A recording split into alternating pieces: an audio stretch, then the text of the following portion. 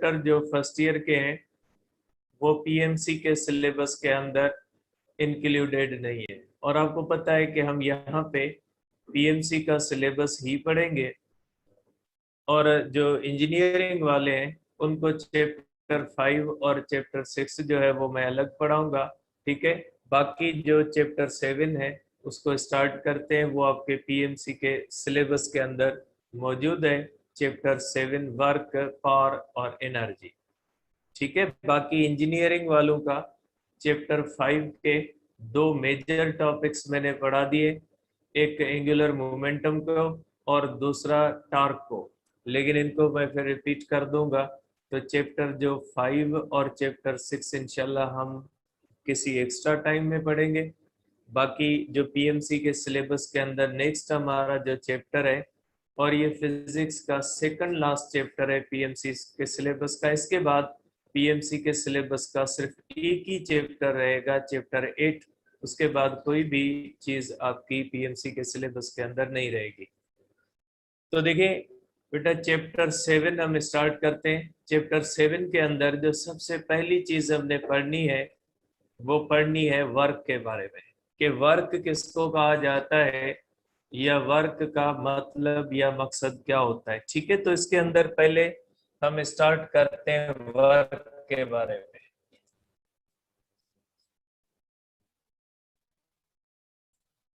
अब देखिए बेटा, सबसे पहली चीज जो आपके माइंड में होनी चाहिए कि वर्क कहा किसको जाता है।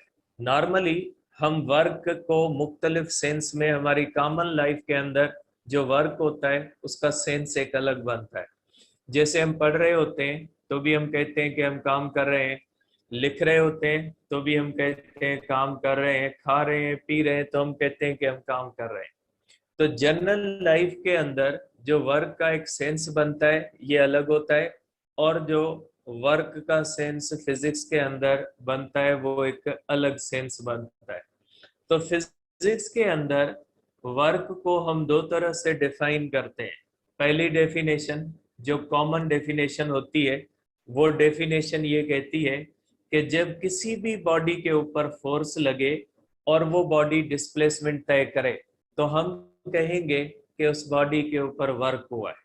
ठीक है, जो हमारी पास जो है वो पहली जो कॉमन डेफिनेशन है वर्क की, वो ये कहती है कि जब किसी भी बॉडी के ऊपर फोर्स लगे और बॉडी डिस्प्लेसमेंट तय करे, लेकिन वो डिस्प्लेसमेंट तय करे इन द डायरेक्शन ऑफ फोर्स, के बॉडी के ऊपर फोर्स लगे, फोर्स लगने के बाद डिस्प्लेसमेंट भी हो, और डिस्प्लेसमेंट भी जो हो वो किस डायरेक्शन में हो, इन द डायरेक्शन ऑफ फोर्स।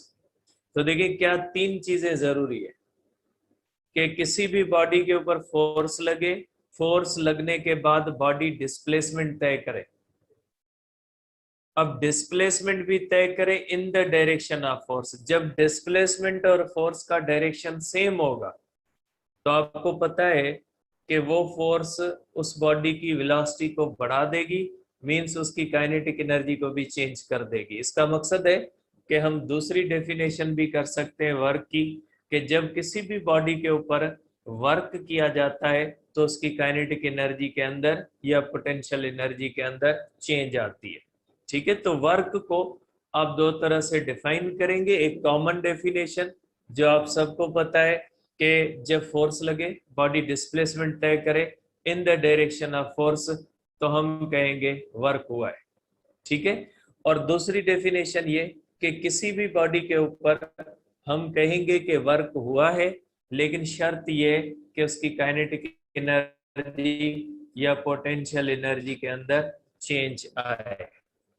अगर काइनेटिक और पोटेंशियल एनर्जी के अंदर चेंज नहीं आती तो भी हम कहेंगे कि वर्क नहीं हुआ, क्योंकि वर्क कहता है कि फोर्स का लगना जरूरी है इन द डायरेक्शन ऑफ डिस्प्लेसमेंट, और लीनियर मोशन के अंदर हम पढ़ के आए हैं सेम होगा तो वो फोर्स उस बॉडी, मूविंग बॉडी की वेलोसिटी को इंक्रीज करेगी, और वेलोसिटी की जो इंक्रीज होगी वो काइनेटिक एनर्जी के इंक्रीज का सबब बनेगी। ठीक है, तो दो तरह से आप इसको डिफाइन करते हैं। किस तरह से आप डिफाइन करोगे? पहली इस तरह से आप करोगे कि व्हेन फोर्स इज अप्लाइड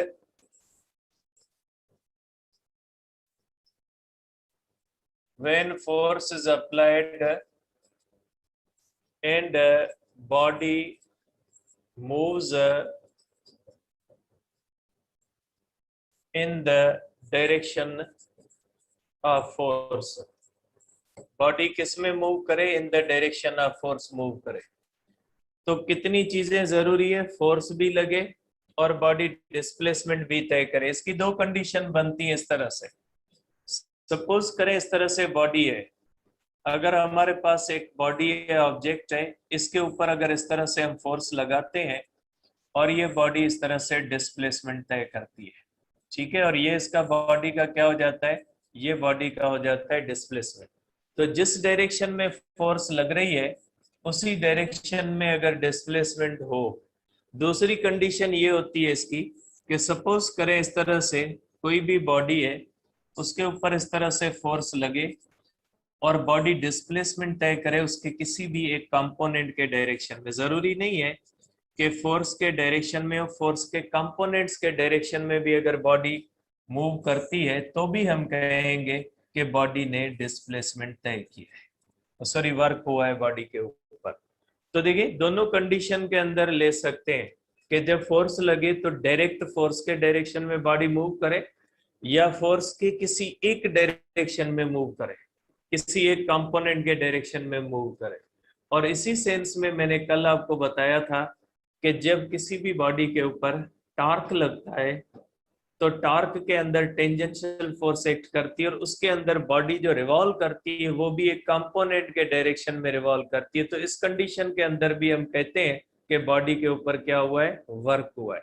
मैंने कल आपको फार्मूले भी लिखवाए थे टार्क और वर्क के। तो टार्क के अंदर भी वर्क होता है क्योंकि टार्क के अंदर भी बॉडी जो मूव करती है वो किसी पर्टिकुलर कंपोनेंट के डायरेक्शन में बॉडी मूव करती है, ठीक है। तो पहली डेफिनेशन वर्क की कौन सी हुई, वर्क ये हुई कि जब फोर्स लगे और बॉडी मूव करे इन द डायरेक्शन ऑफ फोर्स।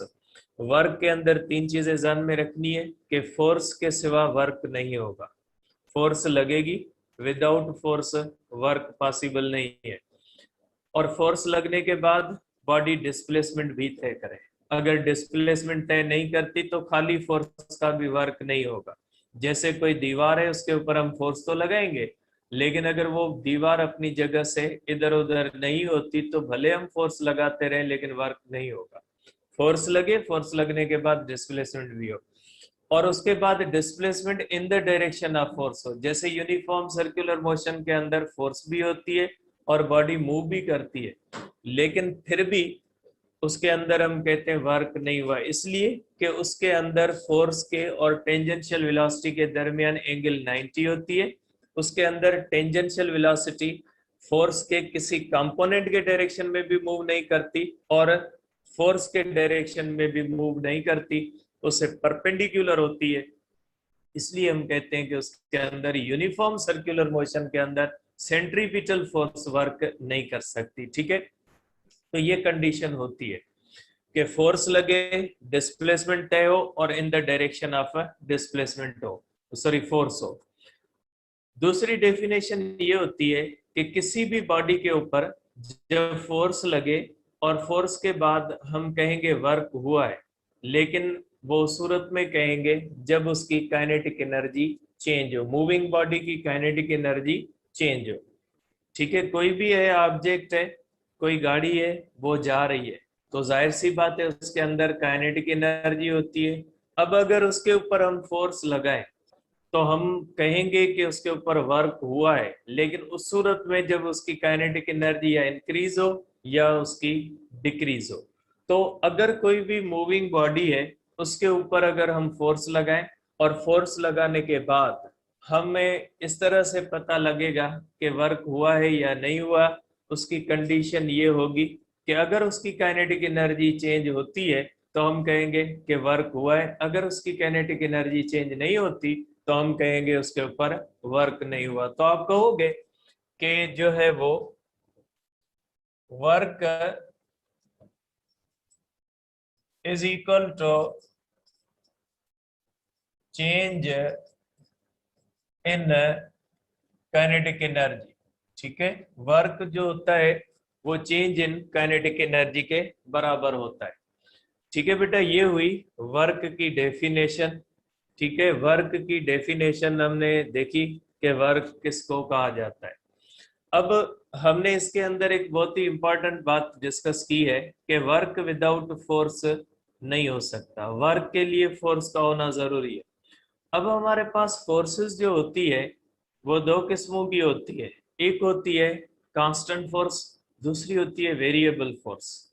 ठीक है, तो अब हम देखेंगे कि हम कांस्टेंट फोर्स का वर्क किस तरह से कैलकुलेट करेंगे और वेरिएबल फोर्स का वर्क किस तरह से कैलकुलेट करेंगे। दोनों के वर्क को हम देखेंगे कि जो work done by variable force है उसको किस तरह से डील किया जाता है और work done by constant force को किस तरह से डील किया जाता है। पहले छोटा सा जो है वो कॉन्सेप्ट इसका फोर्स कांस्टेंट का और वेरिएबल फोर्स का।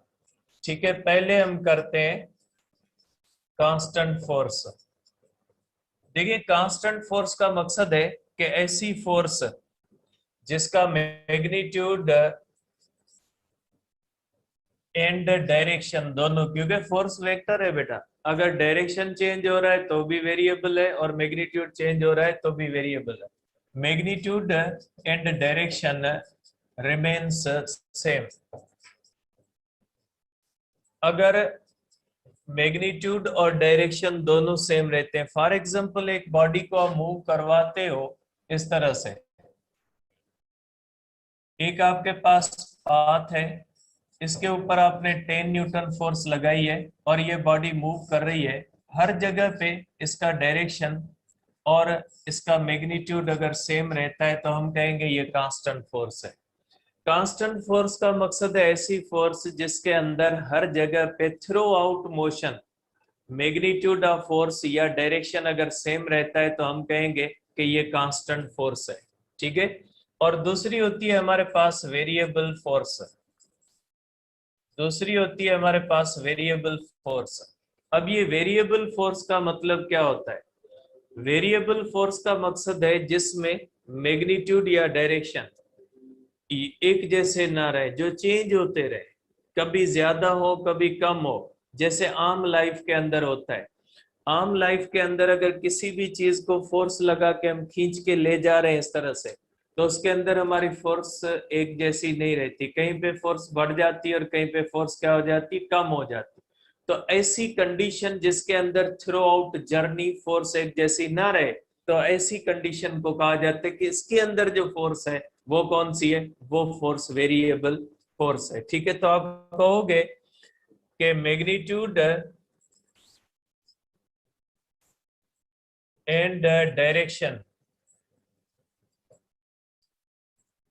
does not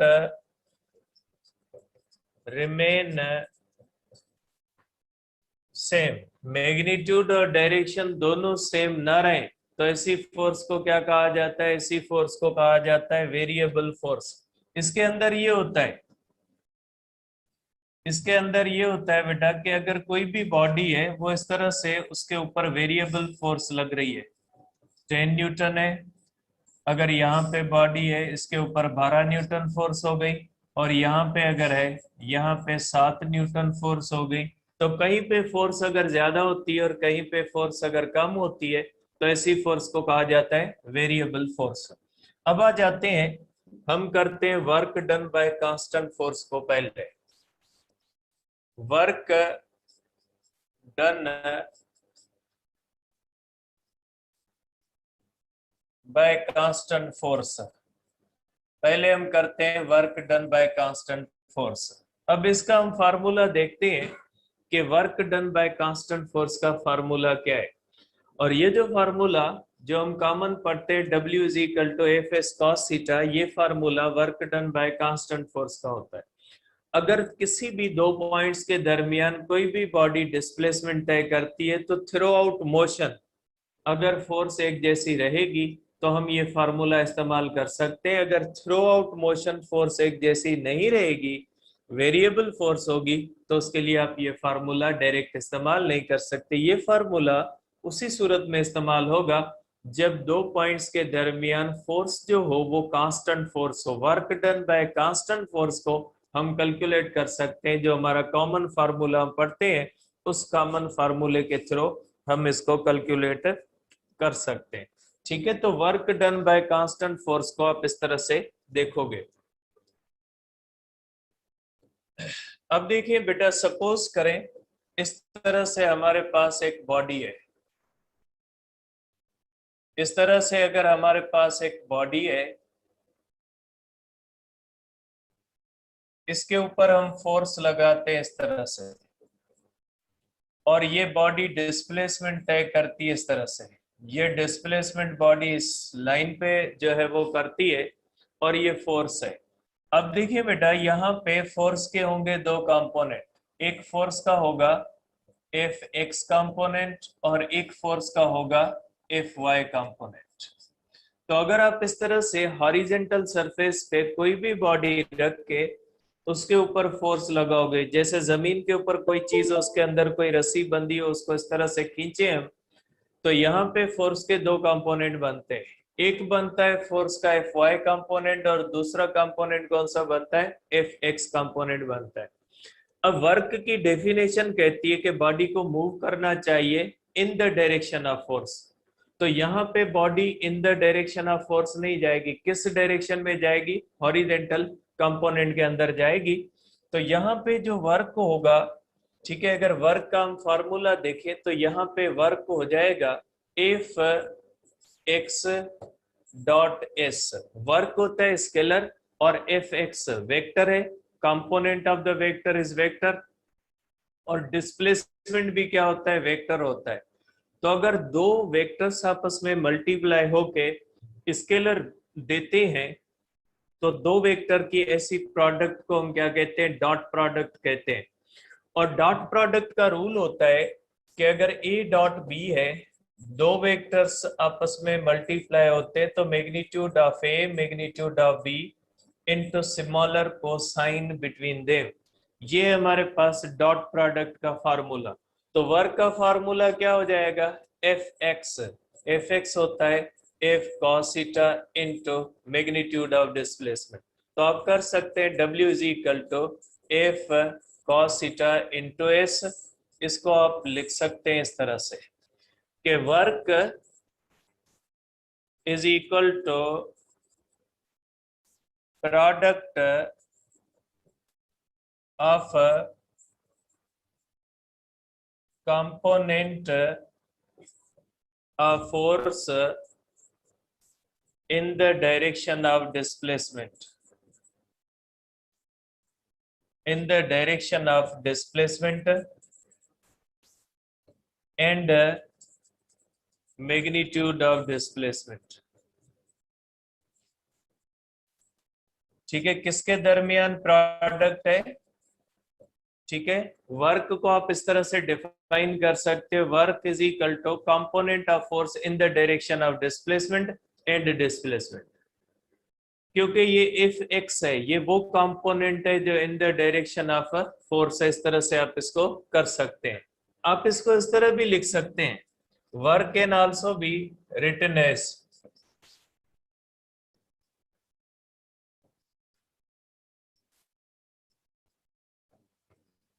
वर्क को इस तरह भी लिखा जा सकता है, किस तरह से, W is equal to F, ठीक है, डॉट इस means component of displacement in the direction of force. क्योंकि आपको पता है कि वर्क डॉट प्रोडक्ट है और डॉट प्रोडक्ट कम्यूटेटिव होती है।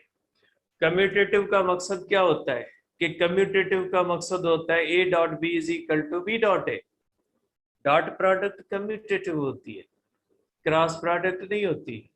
आपने पढ़ा है चैप्टर 2 के अंदर, तो क्रॉस प्रोडक्ट जो होती है वो कम्यूटेटिव नहीं होती, डॉट प्रोडक्ट क्या होती है, कम्यूटेटिव होती है। तो अगर कम्यूटेटिव होती है तो एफ एक्स इंटू एस लिख सकते हैं, तो मीन्स इस एक्स इंटू एफ भी लिख सकते हैं, कोई फर्क नहीं पड़ेगा इसके ऊपर, क्योंकि डॉट प्रोडक्ट कम्यूटेटिव होती है। Dot product is commutative. ये डॉट प्रोडक्ट के रूल्स पे आता है इसलिए आता है क्योंकि वर्क स्केलर है और दोनों वेक्टर इन्वॉल्व हो रहे हैं, इसलिए A dot B is equal to B dot A. क्या मतलब इसका? इसका मतलब है A cos theta projection of A along B या projection of B along A. अगर वेक्टर्स में पढ़ा है तो A cos theta into B means projection of A along B, ठीक है। या आप ये भी कह सकते हैं is equal to B cos theta into A means projection of B along ए, ये इक्वल होते हैं, ठीक है। तो ये जो होता है इसको आप इस तरह भी लिख सकते हैं is equal to B A, इस तरह भी लिख सकते हैं projection of B along A या projection of A along B, ठीक है। ये डॉट प्रोडक्ट का रूल होता है कि जब दो वेक्टर्स मल्टीप्लाई होके आपको स्केलर देते हैं तो वो जो प्रोडक्ट होती है वो कम्यूटेटिव होती है। कम्यूटेटिव का मकसद है इधर उधर कर दे, कोई मसला नहीं है उसको प्रोडक्ट के अंदर। तो इस हिसाब से आप कह सकते हैं कि is equal to magnitude of A into S cos theta, तो वर्क हो जाएगा is equal to F S cos theta. इसको क्या कहोगे? Work is equal to product of magnitude of force and component of displacement along the direction of force, along the direction of force। कि work जो होता है वो किसके बराबर है? Work is equal to the product of magnitude of force and component of displacement along the direction of force. दोनों senses में लिख सकते क्योंकि ये कम्यूटेटिव है। तो ये वो हमारे पास है work done by constant force का फार्मूला, कि अगर कोई भी बॉडी है वो एक जगह से दूसरी जगह तक डिस्प्लेसमेंट तय करती है, थ्रू आउट अगर फोर्स कांस्टेंट रहती है तो आप ये फार्मूला इस्तेमाल कर सकते हैं। अगर थ्रू आउट फोर्स कांस्टेंट नहीं रहती तो आप ये फार्मूला इस्तेमाल नहीं कर सकते। ये फार्मूला सिर्फ उसी सूरत में अप्लाई होगा जब फोर्स कांस्टेंट है। फोर्स न मैग्नीट्यूड के अंदर चेंज हो रही है न डायरेक्शन के अंदर चेंज हो रही है, तो उस सूरत के अंदर आप इसको यूज कर सकते हैं। मैं इसको लिख देता हूं यहाँ पे, ठीक है। W is equal to Fs cos theta is used when force remains constant throughout displacement।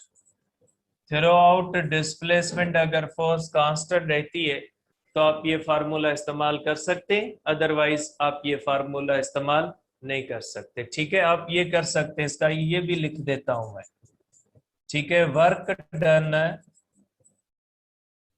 By variable force can not be calculated used by direct use of W is equal to Fs cos theta। Direct use नहीं होगा, कैसे use होगा जब आएगा तो देखेंगे। तो ये हो जाता है हमारे पास work done by constant force, इसके formula W is equal to Fs cos theta। तो W is equal to Fs cos theta जो होता है उसको कहाँ पे यूज किया जाता है और कैसे यूज किया जाता है, तो ये आप उसके अंदर देख सकते हैं, ठीक है। तो ये हुआ हमारे पास work done by constant force का फार्मूला। अब आते हैं कि वर्क डिपेंड किस पे करता है बेटा, कि work depends upon, work depends upon, ठीक है बेटा। वर्क किस पे डिपेंड करता है? वर्क डिपेंड करता है तीन चीजों पे। एक डिपेंड करता है मैग्नीट्यूड ऑफ फोर्स पे, फोर्स ज्यादा होगी तो वर्क ज्यादा होगा। दूसरा डिस्प्लेसमेंट पे डिपेंड करता है और तीसरा डिपेंड करता है एंगल पे। एंगल किसके दरमियान? एंगल जो होती है वो बिटवीन फोर्स एंड डिस्प्लेसमेंट। तो आप कहोगे कि वर्क डिपेंड करता है, पहला डिपेंड करता है फोर्स पे, दूसरा डिपेंड करता है डिस्प्लेसमेंट पे, और तीसरा जो है वो डिपेंड करता है angle between force and displacement. Force और डिस्प्लेसमेंट के दरमियान एंगल के ऊपर डिपेंड करता है, ठीक है। अब ये एंगल के ऊपर जब डिपेंड करता है तो ये किस एंगल पे डिपेंड करता है, कॉस थीटा पे, और ये डॉट प्रोडक्ट है, और डॉट प्रोडक्ट स्केलर होती है, ये खुद स्केलर है वर्क। और आपको पता है scalar can be positive negative, तो स्केलर तो पॉजिटिव भी होगा, स्केलर तो नेगेटिव भी होगा, स्केलर तो जीरो भी होगा, ठीक है। तो इसका मतलब है वर्क तो पॉजिटिव भी होगा, वर्क तो नेगेटिव भी होगा, वर्क तो जीरो भी होगा। और वो किस पे डिपेंड करेगा, वो डिपेंड करेगा एंगल पे, क्योंकि इसके अंदर कॉस थीटा आती है। जहां पे एंगल नेगेटिव होगी वहां पे वर्क नेगेटिव होगा, जहां पे एंगल पॉजिटिव होगी वहां पे वर्क पॉजिटिव होगा। जहां पे angle between force and displacement 90 होगी वहां पे वर्क जीरो होगा, क्योंकि W is equal to F S cos theta, cos 90 होगी तो cos 90 जीरो के बराबर होती है, तो वर्क क्या हो जाएगा, जीरो के बराबर होगा, ठीक है। तो आप कहोगे कि वर्क इज स्केलर और dot product between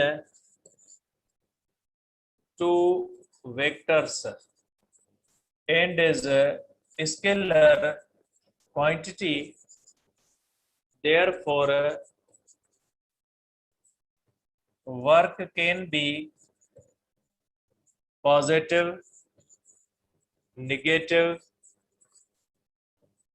and zero। Work positive भी हो सकता है, नेगेटिव भी हो सकता है, और क्या हो सकता है, जीरो भी होता है, डिपेंडिंग अपॉन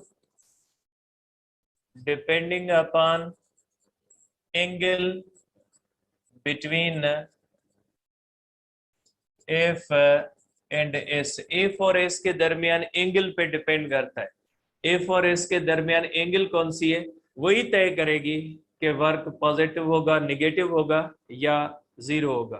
तो अगर पूछा जाए कि वर्क को किस बुनियाद पे आप पॉजिटिव, नेगेटिव या जीरो कहोगे, तो उसकी बुनियाद कौन सी होगी, एंगल किसके दरमियान, दोनों वेक्टर्स के दरमियान। कौन से वेक्टर्स, फोर्स एंड डिस्प्लेसमेंट, इनके दरमियान, ठीक है। अब इसके अंदर देखें, इसके अंदर पहला होता है पॉजिटिव वर्क। कि पॉजिटिव वर्क कब होता है, कि वर्क को पॉजिटिव के सेंस में कहते हैं, ठीक है बेटा। वर्क पॉजिटिव तब होता है जब थीटा ग्रेटर देन और equal to zero, less than 90 degree होती है। देखिए यहाँ पे इक्वल और ग्रेटर दोनों, यहाँ पे सिर्फ लेस है, क्योंकि 90 पे वर्क क्या हो जाएगा, 90 के ऊपर वर्क जो होगा वो जीरो हो जाएगा, ठीक है। तो आप कहेंगे कि वर्क is positive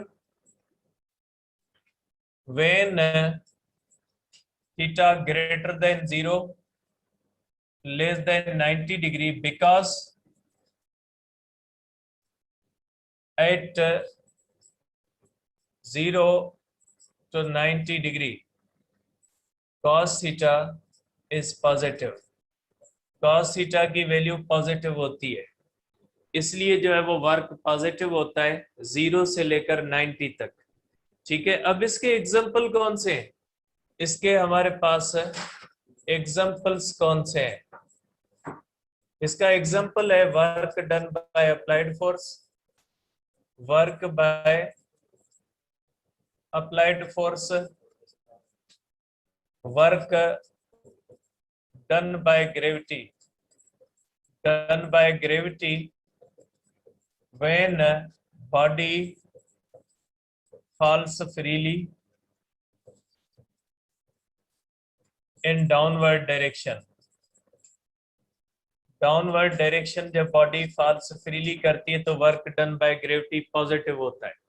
और भी बहुत सारे ऐसे होते हैं जो वर्क डन पॉजिटिव होते हैं। वर्क डन एक और भी है, work done bye stretching force applied on spring. तो ये सब के सब पॉजिटिव के केस है। जैसे ये होता है, मैं इसके बना देता हूं कि सपोज करें इस तरह से अगर फोर्स लगती है तो बॉडी डिस्प्लेसमेंट जो तय करे वो इस तरह से डिस्प्लेसमेंट तय करे, फिर एफ एक्स के डायरेक्शन में करे, तो ये वर्क पॉजिटिव। यहाँ पे angle greater than 0 less than 90 है, और ये हुई अप्लाइड फोर्स। ठीक है, और ये होता है कि अगर इस तरह से स्प्रिंग होता है, स्प्रिंग के ऊपर अगर हम फोर्स अप्लाई करें, इसको स्ट्रेचिंग फोर्स कहा जाता है। इसका भी वर्क पॉजिटिव, क्योंकि ये स्प्रिंग जब स्ट्रेच होगा, तो स्प्रिंग जब स्ट्रेच होगा इस तरह से, तो ये डिस्प्लेसमेंट होगा। डिस्प्लेसमेंट का डायरेक्शन और फोर्स का डायरेक्शन क्या हो जाएगा? सेम। तो work done bye stretching force होगा। और कोई भी बॉडी जब फॉल्स फ्रीली, तो फोर्स ऑफ ग्रेविटी भी डाउनवर्ड होती है और बॉडी का डिस्प्लेसमेंट भी डाउनवर्ड होता है। तो उस कंडीशन के अंदर भी वर्क डन बाय ग्रेविटी है। यहाँ पे ध्यान में रखिएगा, वर्क डन बाय ग्रेविटी है। Work done against gravity negative होता है, ये वर्क डन बाय ग्रेविटी होता है। जब बॉडी डाउनवर्ड होती है तो वर्क पॉजिटिव होता है। ठीक है, तो इसको ध्यान में रखिएगा कि ये पॉजिटिव वर्क के जो है वो एग्जांपल्स हैं। अब हम कहते हैं निगेटिव वर्क के। अब ये वर्क निगेटिव कब होता है? वर्क निगेटिव तब होता है जब थीटा जो होती है, वर्क निगेटिव है। ठीक है, work is negative when theta greater than 90 degree less than or equal to 180 degree. ठीक है, अब अगर थीटा 90 डिग्री से बड़ी हो और 180 से छोटी हो या 180 के बराबर हो, ठीक है, when then work is negative when theta greater than 90 degree less than 180 degree. अब इसमें क्या होता है? because at these angles cos theta is negative। cos theta जो होती है बेटा निगेटिव होती है, therefore वर्क क्या होता है? निगेटिव होता है।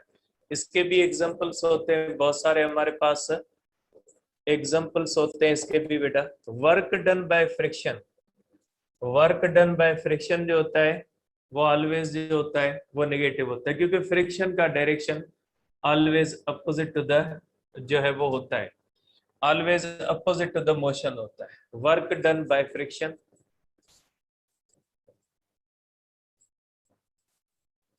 क्योंकि फ्रिक्शन के अंदर क्या होता है? जब बॉडी के ऊपर हम फोर्स लगाते हैं, ये अप्लाइड फोर्स है और यहाँ से फोर्स ऑफ फ्रिक्शन होती है। बॉडी का डिस्प्लेसमेंट अप्लाइड फोर्स के डायरेक्शन में होता है, तो फोर्स ऑफ फ्रिक्शन और डिस्प्लेसमेंट के दरमियान एंगल जो होती है 180 डिग्री होती है।